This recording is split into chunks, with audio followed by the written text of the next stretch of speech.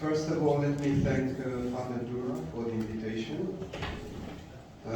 It's a really great pleasure, distinct pleasure to be here. And thank you to you all for being present.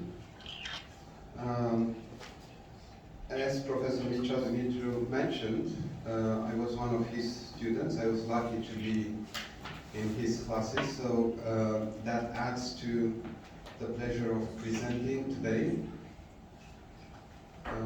It's also, I think, the first time that I'm presenting in the same section with the same panel with my wife, which is unusual, but also a great pleasure.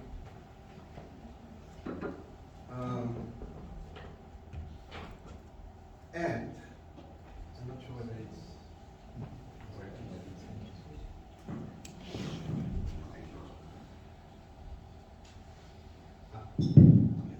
As it happens, today I'm going to touch on some of the things that Professor Dumitru already mentioned. So I'm going to start with, so the plan is the following. I'm drawing on some of my work on artificial intelligence. In that work, I argued that what seems to be missing, at least by looking at some models, recent models.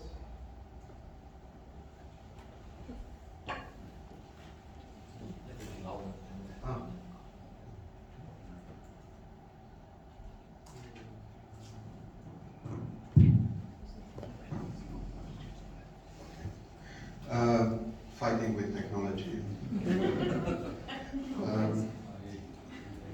So one thing I argued was that what seems to be very difficult for attempts to create. I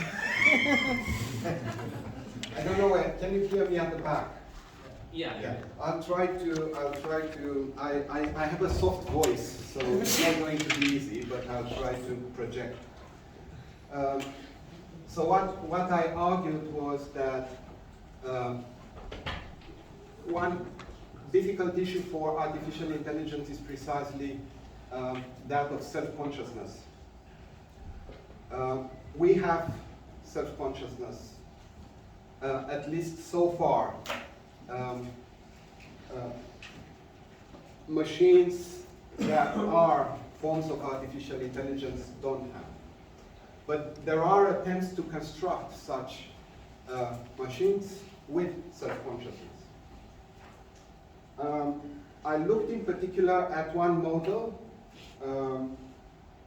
One of my areas of research is Kantian philosophy, the philosophy of the German philosopher Immanuel Kant.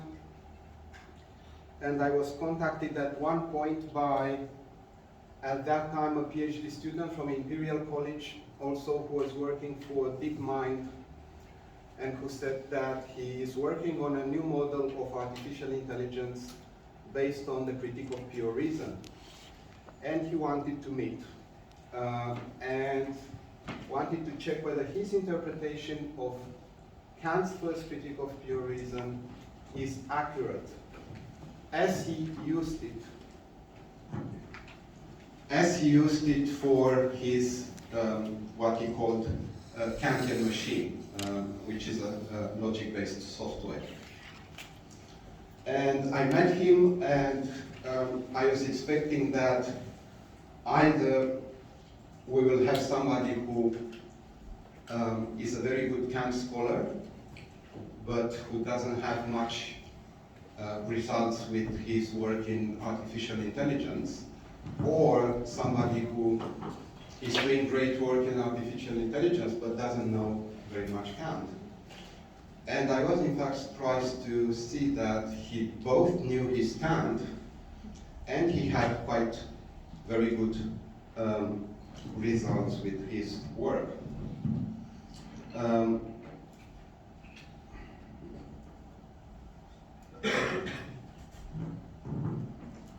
So, we discussed, I talked to him about this problem of self-consciousness.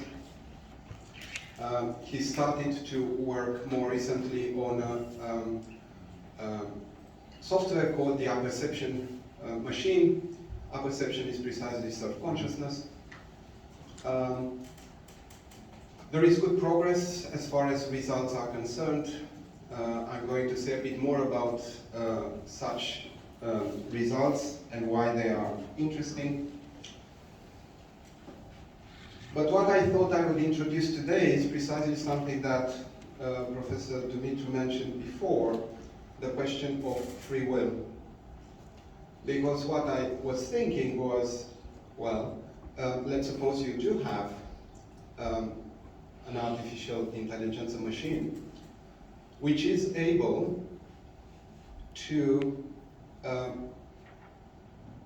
behave in the way in which we do, and which might also have self-consciousness. Nevertheless, my argument is such a machine will not be free. So that's the argument I'll propose. It's an ongoing project. Any suggestions, questions are more than welcome. Let me start with a brief presentation of the model proposed by the person I mentioned. His name is Richard Evans. He published quite a lot since I first met him. He published also, had a couple of publications before. It's really interesting. So what he's focusing on is a problem which is very significant in cognitive science, and that's the problem of representation. And this is the problem of how we make sense of the countless pieces of information flowing to us from the environment. When we get this flow of information from the environment, we make sense of that. For cognitive science, this is a question: how is it possible? How do we do that? And will we be able to construct machines that will do something similar? Now, some progress has been made with this kind of work when there was an acknowledgement that low-level perception, high-level perception, and more abstract cognitive activities are in fact interacting in this process of representation. And this problem of the integration of high-level perception and more abstract cognitive activities, it's separated from the problem of how to integrate low-level and high-level perception. So there was some progress when these problems were separated. So what happened at that point was that there was a simplification of the input, namely the input of which high-level perception and more cognitive abstract processing was supposed to make sense of. So for instance, instead of trying, designers of artificial intelligence, instead of trying to offer as input raw sensory data, they started to offer selective input. For instance, letters of the alphabet. For instance, sequences, A, B, B, C, C. And trying to see whether a computer who is provided with this kind of input would be able to make sense of it.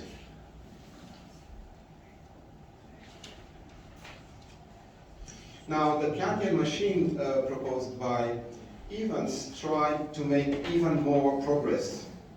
The idea that was that for the integration of high-level perception and more abstract cognitive processes, Kant's critique of pure reason offered a good solution. And Evans proposed the so-called Kantian machine. This is a computer equipped with what he calls the Kantian program. And this Kantian program is modeled on Kant's first critique.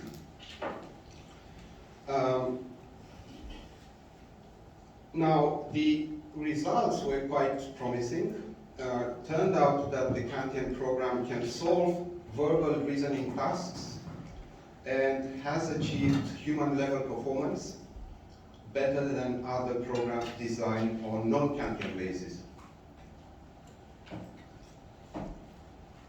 Also, the Kantian program achieves human-level performance for sensory readings in a two-dimensional grid world. So it's not simply, the input is not simply verbal reasoning, specific for verbal reasoning, but is able to do also quite human-level performance for sensory readings in a two-dimensional grid world.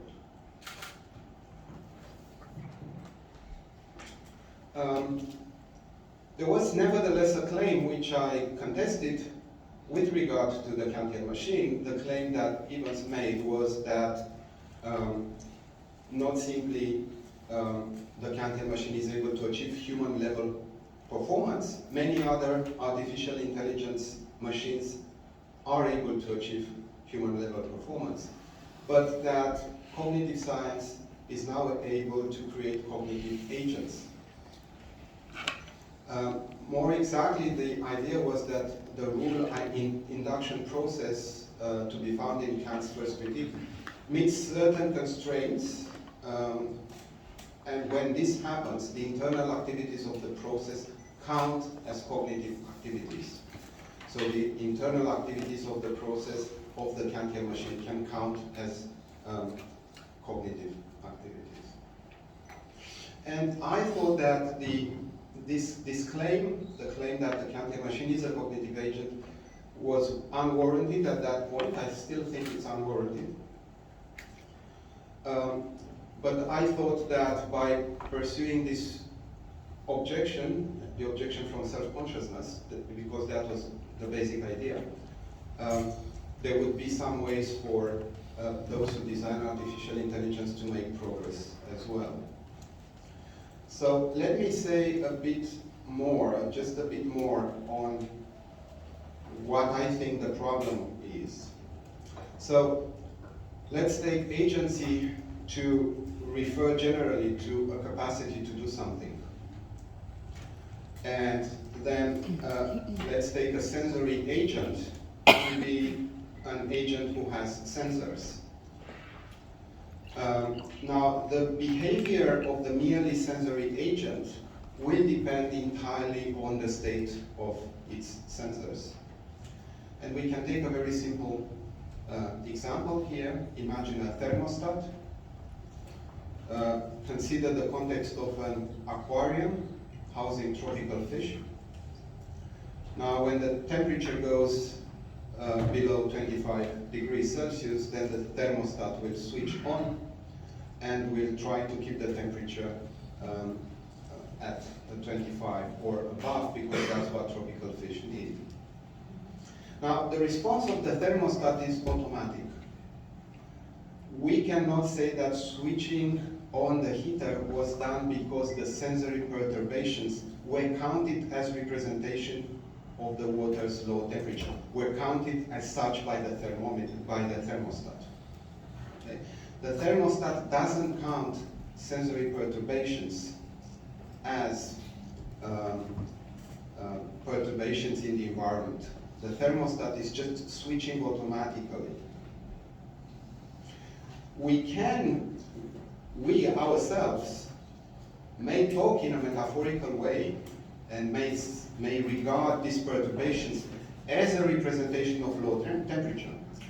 But the thermostat itself just responds blindly according to the way it has been programmed. Now, the analogy with the thermostat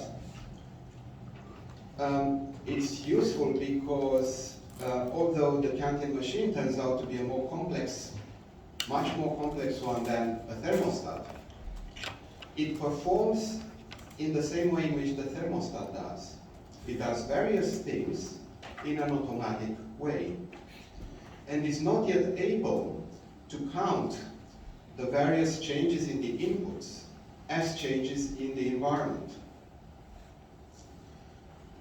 However, unlike a merely sensory agent, a cognitive agent is a sensory agent that, in addition to behaving in response to the sensings it has, also counts its sensings as its representation of the external world. And that's something that the Kantian machine hasn't achieved yet. Another way to explain this is to say that a cognitive agent has intentionality. She counts sensory perturbations as a representation of the external world. For instance, a change in the water's temperature. And whereas I may attribute intentionality to the thermostat when I say that it switched the aquarium's heating on because it sensed the water changing temperature, this is just derivative intentionality. It's not yet original intentionality that an agent should have. So that was basically the argument, of course, looking very carefully at the model of artificial intelligence offered by Evans, which was quite interesting, especially for someone interested in the work of Kant. But I want to make a step further and offer the following thought. Let's suppose that we do have a machine that is able to be a cognitive agent in the sense that it does have original intentionality, self-consciousness, in this specific sense that it is able to represent perturbations as a representation of the external world. The question is whether such an agent, equipped with self-consciousness and original intentionality, would have freedom as well. And to build the argument, I want to look a bit at another argument offered by Kant on ethical actions. Now, of course, the reason why I focus on free will is precisely because most religions would claim that God has given human beings free will. So the argument is the following. Assuming that human beings are able to give machines intentionality, they would still not, presumably, offer machines free will.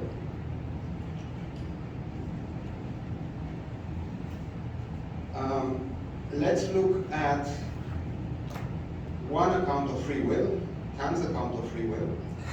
He takes this to be a power of beginning a state spontaneously or on its own. Insofar as we see a being with free will or a being's free will as beginning a state, as a cause for something that happens in the world, we can call that freedom practical. And insofar as it does this on its own or from itself, then it must do this independently from all causes in the sensible world. So it can be viewed as a form of reason. And Kant says, in fact, freedom demands the independence of this reason in respect of its causality in beginning a series of appearances from all determining causes of the sensible world. And he thinks that free will is a pure, he calls a pure transcendental idea which cannot be met with in any experience. So we have it, but we cannot experience it in the sense of experience that we use in science. Although, of course, Kant talks also about a fact of reason. Again, going back to previous talk,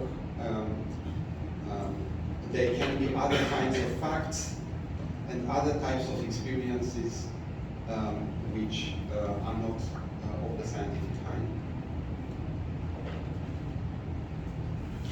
Okay.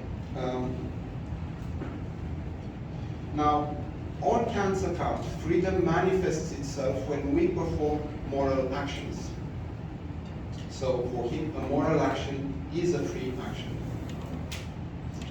And what is interesting is that a moral action is not simply performed in accordance with some moral standards, but is performed also for the sake of those standards. So the idea is not simply to act in accordance with certain moral laws, but to do that because this is the right thing to do. And it is precisely at that point that we manifest our freedom. We manifest our freedom, at least on this account of free will, when our action is done for the right reasons, because it's the right thing to do. And the reasoning here is that we may act in accordance with certain moral standards because it may be in accordance with some of our inclinations. So the external action you perform may be an action which is in accordance with moral standards, but you may perform them because it so happens it's in your interest to do so.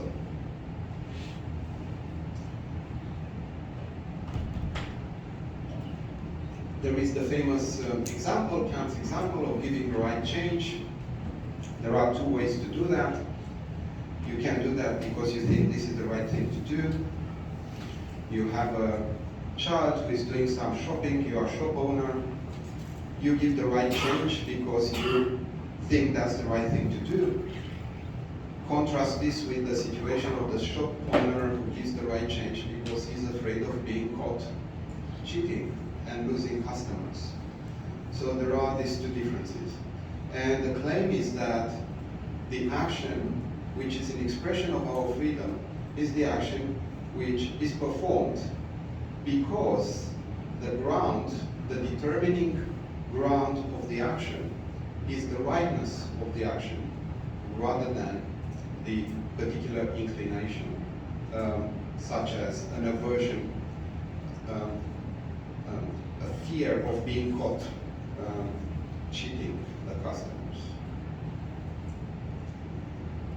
There is here a distinction that it's useful to make between an action's motivation and an action's intention. Motivation is distinct from intention. In both cases of the shopkeeper, the intention is the same, to give the right change. The motivation is different. In one case, the motivation is fear of being caught. In the second case, the motivation is doing the right thing. Now, the reason why I think that's important for the discussion on artificial intelligence is that precisely because of the fact I mentioned before. Externally, the two actions are the same. They are identical. Externally, you see a person giving the right change to the customer. What seems to be different is the motivation. And this is something we don't see. In courts, for instance, we don't look at motivations, we look at intentions. Intentions is still something we can see indirectly. When we act, we can still guess the intention of the person and we can test intentions. But it's impossible to do that with motivations. If we take the action as external and with its motivation, in the case where it is motivated by the fear or by other inclinations, there is a possibility to provide an account of this action in purely naturalistic terms. So you have a person who is psychologically responds to certain inputs in a particular way, and then who then performs an action having formed the intention, and the intention being there because they want to satisfy those inclinations. So there is a naturalistic account of the action that you can provide in the case of the action where inclinations have motivations. That's not the case in the second kind of action, where the determining ground for the action is the rightness of the action. And it seems that this is precisely what gives freedom to our action, at least on this account of free will.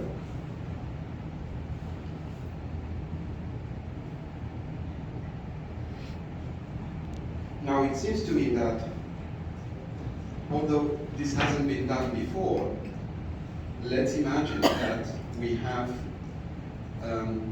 we design artificial intelligence that has original intentionality and self-consciousness.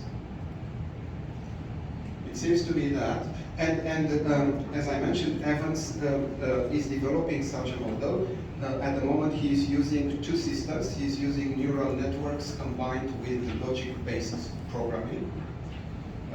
He's trying to use neural networks in order to be able to process data in a very quick way, and he's using logic-based programming for unsupervised learning in order to solve the problem of unsupervised learning. But it seems to me that even such a machine, assuming that it would be able to have self-consciousness and original intentionality, would still be accountable, we would still be able to account for what it does in purely naturalistic terms. And that's precisely what we cannot do in the case of a free action. So, although we don't yet have such a model of artificial intelligence with original intentionality and self-consciousness, the claim is that even if we were able to construct such a thing, we would still fall short of having an agent who is free, and hence having a moral agent.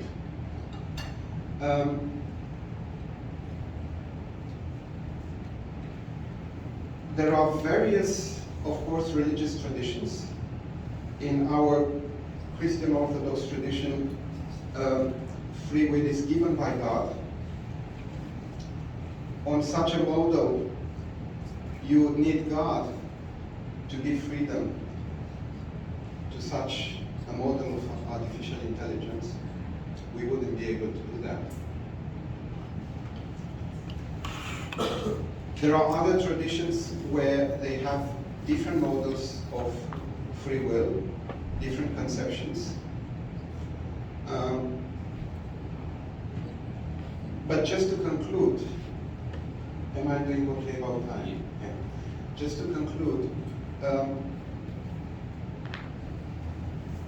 that can be seen as as one step, possible step, both towards further dialogue between cognitive sciences, sciences more generally, and religion, precisely on what we take to be free will, what exactly is needed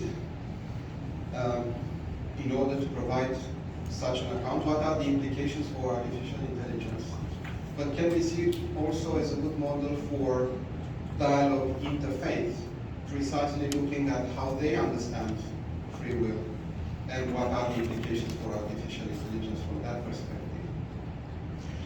Okay, so just very briefly, what I have done was to look at this recent model of artificial intelligence, so-called Kantian machine. I argued that it still lacks self-consciousness. There is still some way to go for the apperception engine to function, to provide original intentionality. But the claim was that even if it had original intentionality, it would still lack free will, and it would still yet not be a moral agent. Whether that is going to further suggest any developments in artificial intelligence is to be seen. But although that might not lead to such developments, it would definitely lead to some further dialogue between science and religion, and between, in particular, cognitive science and religion. Thank you.